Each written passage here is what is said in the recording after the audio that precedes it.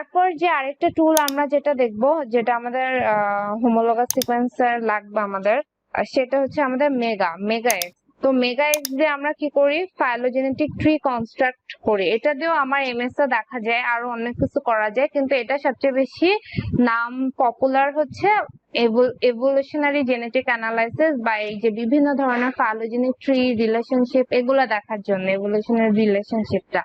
তো ফাইলোজেনিক ট্রিটা আমাদের এটাই দেখায় যে আমাদের সিকোয়েন্স গুলোর মধ্যে ইভোলিউশনারি রিলেটেডনেসটা কতটুকু, বা রিলেশনশিপটা কেমন, কোনটা সবচেয়ে বেশি কাছের, কোনটা একটু দূরে, এইটা দিয়ে এটাই প্রেজেন্ট করে হচ্ছে আমাদের ফাইলোজেনিক ট্রি। যেমন আমরা ফ্যামিলি ট্রি দিয়ে দেখি, এখান থেকে এটা আসছে, এটা এনার থেকে এটা আসছে, এই ফ্যামিলি থেকে এই ফ্যামিলি আসছে, বিভিন্ন অনেকগুলো জেনারেশনাল ফ্যামিলি দিয়ে আমরা দেখি ফ্যামিলি ট্রি দিয়ে।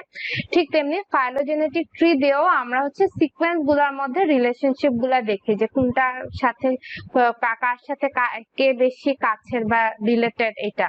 তো ফাইলোজেনেটিক ট্রি আবার অনেক টাইপের আছে, যে maximum likelihood, neighbour joining, minimum evolution tree. তো এই প্রোটিন মডেলিং এই টাইপের কাজের জন্য যে ট্রিটা সবচেয়ে বেশি কাজে লাগে সেটা হচ্ছে আমার ম্যাক্সিমাম লাইকলিহুড ট্রি। তো ম্যাক্সিমাম লাইকলিহুড ট্রিটা কি করে, যখন আমার অ্যানালাইসিসটা করে, ওরা হোমোলোগাস সিকোয়েন্স গুলার মধ্যে যত ক্যারেক্টারিস্টিক্স আছে, যত ধরনের ইনফো লুকায় আছে, ওরা হচ্ছে সবগুলাকে কাউন্ট করে, সব ধরনের ক্যারেক্টারিস্টিক্স হিসাব করে ওরা আমাদের ট্রিটা, ফাইলোজেনেটিক ট্রিটা কনস্ট্রাক্ট করে দেয়, এই ম্যাক্সিমাম লাইকলিহুড ট্রিটা। সব ক্যারেক্টারিস্টিক্স, সব স্পেসিফিক এরা হচ্ছে হিসাব করে। তো এই ট্রিটা হচ্ছে সে কারণে প্রেফারেবল আমাদের এই প্রোটিন মডেলিং এই টাইপের কাজের জন্য, কারণ এখানে হচ্ছে আমরা একদম বেস্ট, সবচেয়ে রিলেটেড, আমাদের প্রোটিন সিকোয়েন্সের সাথে সবচেয়ে হাইলি রিলেটেড সিকোয়েন্স গুলো আমরা দেখতে পাবো ম্যাক্সিমাম লাইকলিহুড ট্রিটা কনস্ট্রাক্ট করে। তো এটা কনস্ট্রাক্ট করার আগে আমাদের ফাইলটা একটু আপলোড করতে হবে। তো আমরা ফাইলটা নিব হচ্ছে আমাদের এমএস এর ফাইলটা, যেটা হচ্ছে আমরা মাস্টার থেকে ডাউনলোড করেছিলাম। তো ফাইলে গেলাম, ফাইলে গিয়ে আমার ডেস্কটপে গিয়ে হচ্ছে আমার প্রোটিন মডেলিং, সেখানে গিয়ে যে আমাদের মাসেল ক্লাস্টাল ওমেগার ফাইলটা, এটা হচ্ছে আমাদের একটু ওপেন করে এই মেগার ফরম্যাটে নিয়ে যেতে হবে। এই ক্লাস্টাল ওমেগা ফরম্যাট বা আরো অনেক ফরম্যাট, এটা হচ্ছে মেগা করতে পারে না, রিড করতে পারে না, সে কারণে এটা টেক্সট এডিটরে নিয়ে এটাকে হচ্ছে মেগা ফরম্যাটে কনভার্ট করে নিতে হয়। তো এটা আমরা ওপেন করলাম, ওপেন করে এটা অটোমেটিক টেক্সট এডিটরে ওপেন হয়ে গেল। তারপর জাস্ট দিব কনভার্ট টু মেগা ফরম্যাট, এই যে ইউটিলিটিস এর আন্ডারে কনভার্ট টু মেগা ফরম্যাট। তারপরে হচ্ছে জাস্ট ডেটা ফরম্যাট কি দেব, আচ্ছা ডেটা ফরম্যাট দিলাম ক্লাস্টাল, এই যে ক্লাস্টাল .aln এটা দিলাম, দেখি কি আসছে, খেয়াল নাই ঠিক। তো এটা দিয়ে হচ্ছে আমরা প্রোটিন মডেলিং ফোল্ডারটা সেভ করে রাখলাম। ওকে, এটা ক্রস। তো এখন হচ্ছে আমরা যে ফাইলোজেনিতে যাব, ম্যাক্সিমাম লাইকলিহুড ট্রি, তারপর হচ্ছে আমাদের প্রোটিন মডেলিং, তারপর এখানে দিব হচ্ছে মেগা, এই যে আমাদের মেগা ফাইলটা, মেগা ফরম্যাটে যেটা আমরা কনভার্ট করে রাখলাম প্রোটিন মডেলিং এর ফোল্ডারটা, এটা সেভ করা। তো এটা জাস্ট ওপেন করব। তো এখানে ইনপুট ডেটা অপশনে দেব প্রোটিন সিকোয়েন্স, তারপর জাস্ট ওপেন। তো এইটা হচ্ছে আমাদের মডেলটা, ম্যাক্সিমাম লাইকলিহুড ট্রি। তো এখানে একটা অপশন আছে, সবই ডিফল্টে থাকবে, শুধু এই যে টেস্ট অফ ফাইলোজেনি, এটা হচ্ছে আপনারা নাম দিয়ে করতে পারেন, বা মানে নাম দিয়ে থাকলে এই ফাইলোজেনের এই টেস্টটা মানে মানে এই এটা ইউজ করা হবে না, এই বুটস্ট্র্যাপ মেথডটা জাস্ট নাম দিয়ে থাকলে বাকি ডিফল্ট গুলো ইউজ করে যে ট্রিটা কনস্ট্রাক্ট হবে। এবং আরেকটা মেথড হচ্ছে বুটস্ট্র্যাপ মেথড। তো বুটস্ট্র্যাপ মেথড হচ্ছে একটা স্যাম্পলিং মেথড। তো এখানে যে নাম্বারটা থাকবে বুটস্ট্র্যাপের, সেই নাম্বারটা স্যাম্পলিং হবে। তো বুটস্ট্র্যাপ মেথডটা যদি আমি একটু দেখাই কি, কারণ এটা আবার অনেক জায়গায় লাগে, বুটস্ট্র্যাপটা মেথডটা ইউজ করা লাগে যে bootstrap value in a phylogenetic tree indicate that out of 100 how many times the same branch is observed when repeating the generation of a phylogenetic tree on a resample data। মানে বুটস্ট্র্যাপের ভ্যালুটা যত থাকবে আমার হচ্ছে ঠিক সেই পরিমাণ রেজাল্টটা অবজার্ভ করা হবে। যে ওই এখানে যেমন 50 দেওয়া, তো এটা হচ্ছে দেখা যাবে 50 টাইমস আমার যে রেজাল্টটা আসছে সেটা কি 50 টাইমস দেখা গিয়েছে কিনা, স্যাম্পলিং করে 50 টাইমস সেম রেজাল্ট আসছে কিনা, এটা হচ্ছে আমার বুটস্ট্র্যাপ মেথড। তো বুটস্ট্র্যাপ মেথডটা এখন অনেক ইউজ হয়, অনেক পেপারে দেখবেন বুটস্ট্র্যাপ মেথডটা মেনশন করা। সে কারণে বুটস্ট্র্যাপ মেথডে আমরা করি, বা যদি কারো মানে দরকার না পড়ে তাহলে জাস্ট নাম দিয়ে বাকি ডিফল্ট ভ্যালু ইউজ করে আমরা এই সেম ট্রি কনস্ট্রাক্ট করতে পারবো। সো আমরা বুটস্ট্র্যাপে যাই, প্রায় একই টাইপের রেজাল্ট আসবে, একটু 19-20 পার্থক্য হতে পারে। তো বুটস্ট্র্যাপ মেথড দিলাম, একটু সময় লাগবে। তো এটা রেজাল্ট আসতে আসতে এই পর্যন্ত কারো কোনো কোশ্চেন বা কোনো কনফিউশন?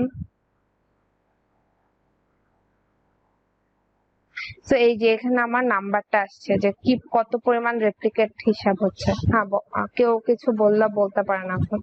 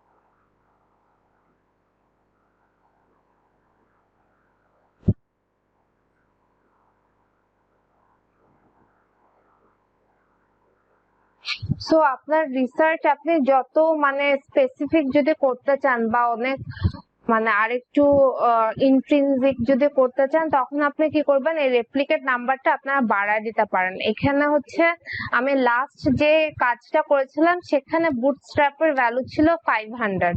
এখন জাস্ট আমরা আজকে যাতে রেজাল্ট পেয়ে দেখতে পারি, এখানে হচ্ছে নাম্বারটা কমায় দেওয়া হচ্ছে 50, মানে আমি একটা জিরো জাস্ট অমিট করে দিয়েছে। কিন্তু আপনার কাজ, আপনার রেজাল্ট যত accurate result, highly accurate result যদি পেতে চান, তখন কি করবেন, বুটস্ট্র্যাপের ভ্যালুটা একটু আরো বাড়ায় দিবেন, মানে 100 এর উপরে 500 600 এমন দিতে পারেন। কিন্তু এটাতে কি হবে, টাইম একটু বেশি লাগবে, 1-1.5 ঘন্টা লাগতে পারে টোটাল রেজাল্টটা আসতে, এটাই। তো আমরা 50 দিয়ে করি।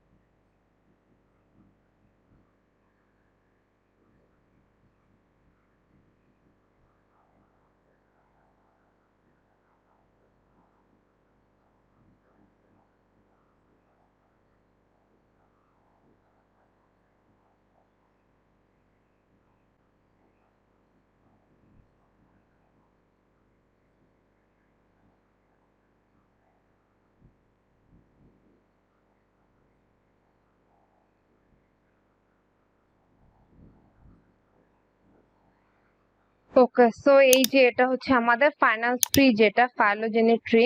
তো এখানে যে আমাদের টোটাল 11টা হচ্ছে সিকোয়েন্সের দেওয়া, রিলেশনশিপটা দেখানো। তো আমাদের স্যাম্পল সিকোয়েন্সটা এই যে এখানে XA21 নামে। তো এই যে একই নোড, এগুলো হচ্ছে নোড। তো একটা নোড থেকে যে পরপর যে দুইটা ব্রাঞ্চ আসে, সেই দুইটা ব্রাঞ্চকে বলা হয় সিস্টার ব্রাঞ্চ। মানে এই যে নোড থেকে যে দুইটা ব্রাঞ্চ আসছে, তার মানে এই দুইটা হচ্ছে আপনার সিস্টার ব্রাঞ্চ। আবার এখানে এই নোড থেকে আসছে এই দুইটা সিস্টার ব্রাঞ্চ। আবার এই টোটাল ব্রাঞ্চটার সাথে এই যে জাস্ট এইটা হচ্ছে আমার সিস্টার ব্রাঞ্চ। আর যত বেশি দূরে তত বেশি বুঝতে হবে এভোলিউশনারি, তত বেশি দূরের দূরের রিলেটিভ বা দূরের মানে কানেকশন, দূরের কানেকশন। তো এই যে যত নোড থেকে দূরে যাচ্ছে তত বেশি হচ্ছে কানেকশন তত দূরের, আর যত কাছাকাছি থাকবে মানে একই নোড থেকে যেগুলো আসতেছে, যেমন এই দুইটা একই নোড থেকে আসছে, এটা হচ্ছে সবচেয়ে বেশি কানেক্টেড। এই দুইটা সিকোয়েন্স, আবার এরা দুইজন হচ্ছে সবচেয়ে বেশি কানেক্টেড, আবার এই দুইজনের সাথে আমাদের এই সিকোয়েন্সটা বেশি কানেক্টেড। তো দেখা যাচ্ছে যে এই যে উপরের এই সিকোয়েন্স গুলা, এগুলা কিন্তু এই যে একটা নোড থেকে আসছে, এই যে এখানে এই নোডটা থেকে। তার মানে বোঝা যাচ্ছে এই সিকোয়েন্স গুলা হচ্ছে একটা ফ্যামিলির সিকোয়েন্স, একটা প্রোটিন ফ্যামিলির একই অ্যানসেস্টর, এদের অ্যানসেস্টর সেম। এই যে এগুলা আবার এই তিনটা আবার আসছে আরেকটা ব্রাঞ্চ থেকে, যে সেকেন্ড ব্রাঞ্চটা থেকে আসছে এই তিনটা। তার মানে বোঝা যাচ্ছে এদের তিনজনের হচ্ছে ফ্যামিলি সেম, এবং এই সবগুলার সুপার ফ্যামিলি আবার সেম, এই সবগুলা সিকোয়েন্সার। তো এইটা, তো এখন যদি আমাদের সিকোয়েন্সটার সাথে সবচেয়ে কমন অ্যানসেস্টর, যেটা সবচেয়ে রিলেটেড সিকোয়েন্সটা আমরা বুঝতে চাই কোনটা, তাহলে আমরা বুঝবো এই যে এইটা 4mna A, 4mna 8A এই দুইটা প্রোটিন সিকোয়েন্স। কারণ হচ্ছে কি, এই দুইটার সাথে আমাদের প্রোটিনটা হচ্ছে সিস্টার ব্রাঞ্চ, একই নোড থেকে আসছে। এখন এই দুইটা সিকোয়েন্স আবার একই নোডে দেখাচ্ছে যে 4mna A, 4mna A। তো এটা মনে হচ্ছে আমার এই দুইটা হচ্ছে একই প্রোটিন, কিন্তু এই দুইটার হচ্ছে চেইন আলাদা। একটা হচ্ছে A নাম্বার চেইন দিয়ে দেখানো, আর একটা হচ্ছে 8 নাম্বার চেইন, সামথিং এরকম কিছু হবে, পরে দেখলে বুঝতে পারবো। কিন্তু প্রোটিন আবার 4mn, এই প্রতিটা মানে একই প্রোটিন, হয়তোবা চেইন আলাদা, সে কারণে হচ্ছে এদের মধ্যে সিমিলারিটি সবচেয়ে বেশি। আর এখানে যে পার্সেন্টেজটা দেওয়া, এটা হচ্ছে কনফিডেন্স স্কোর, মানে কি পরিমাণ হচ্ছে আমার সিকোয়েন্স কভার করা হয়েছে সেটার হচ্ছে একটা স্কোর দেওয়া, কনফিডেন্স স্কোর বলা হয়, যে প্রতিটা নোডে যে পার্সেন্টেজটা দেওয়া। তো এটাই হচ্ছে আমার ফাইলোজেনেটিক ট্রি। এখন এটা আমাদের লাগতেছে কি কারণে? আমাদের লাগতেছে হচ্ছে আমাদের স্যাম্পল প্রোটিনটার সাথে সবচেয়ে বেশি রিলেটেড সিকোয়েন্সটা, প্রোটিন সিকোয়েন্সটা খুঁজে বের করার জন্য, যে আমাদের যে 10টা হোমোলোগাস সিকোয়েন্স, এদের মধ্যে কোনটা সবচেয়ে বেশি কাছের। এবং আমরা বুঝলাম কোনটা, এই যে 4mna, 4mna, এই দুইটা প্রোটিন সিকোয়েন্স। এখন যদি আমাদের সামনে প্রোটিন মডেলিং করার সময় এমন অপশন আসে যে আমরা এরকম টেমপ্লেট সিলেক্ট করতে পারবো হোমোলোগাস সিকোয়েন্স, তখন আমরা এই দুইটা সিকোয়েন্সকে সবচেয়ে বেশি প্রায়োরিটি দিব, কারণ এই দুইটা সবচেয়ে বেশি রিলেটেডনেসটা বেশি আমাদের সিকোয়েন্সের থেকে। তো এখনকার তো কি বলে প্রোটিন মডেলিং এর টুল গুলো অনেক অটোমেটেড, ওরাই টেমপ্লেট খুঁজে বের করে নেয়। কিন্তু ওই যে যেটা বললাম, আপনারা নিজেরা যদি বসে কোডিং করে কখনো প্রোটিন মডেলিং করেন কাউকে দিয়ে, তখন হচ্ছে এই যে এইসব ইন্ডিভিজুয়াল টেমপ্লেট আলাদা খুঁজে বের করে এই জিনিসগুলো আমাদের খুঁজে বের করা লাগে, যে কোনটা আমরা টেমপ্লেটের জন্য কোন সিকোয়েন্সটা নিব। তখন এই সিকোয়েন্সটা ডাউনলোড করে আমাদের আপলোড করা লাগে যেখানে মানে কোডিং এর ট্যাবের মধ্যে। তো আমরা তাহলে একটু ফাইলোজেনেটিক ট্রিটা দেখলাম, এখন আমরা আমাদের মেইন কাজে যাই, আমাদের প্রোটিন মডেলিং এ।